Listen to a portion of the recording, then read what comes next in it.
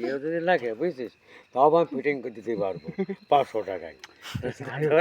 বলছি আমি কি বললাম, আমি না ওসব বললাম যে শ্বশুরবাড়িতে টাকা নেওয়ার পরে টাকা ফেরত দেবে, দেওয়ার পরে যদি না নেয় তো ওই টাকাতে মনে করো আলাদা একটা বাথরুম। তুমি কি আমার রেকর্ডিং করছো? কেন শুটিং করি কি আমার? তোমার কথা তো আমি তো আর বলছি না, এখন তো তোমাদের কথা উঠে যাবে, আমার তো আর উঠছে না।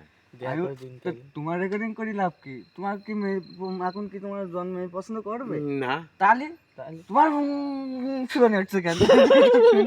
আমি কি বলি জানিস? ওই ওই আমার কথা শোনো, ওই যে আগে ওই যে বেনাপুর যে জায়গায় গাড়ি দেখলাম না, গাড়ি ঠিক করেছিলাম না তোমার, আমার ইস ভাই কি ডাকছিলাম, ওই ওই ওই মেঘনি বাগানে একটা ঘর রয়েছে দেখিস, ওই ঘরের মধ্যে একটা মেয়ে রয়েছে, ওই মেয়েটার সাথে দে দাও করবে? শুন ভালো আছে, আমি দেখেছি।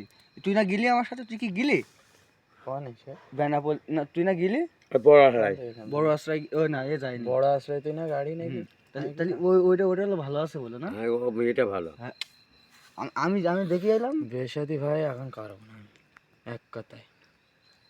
এখন তোদের ওর সঙ্গে যদি চেনা পরিচয় থাকে তাহলে আপনি নিয়ে যাবার সঙ্গে না তাহলে হচ্ছে চলো যাই নাকি ওই জায়গাটায় একদিন দেখি আই।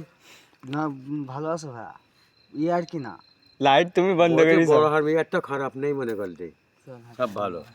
এখন কি সকালে যাবো না? না তুই চল, এখন যাবো। তুই এখন কি মার খাবা না?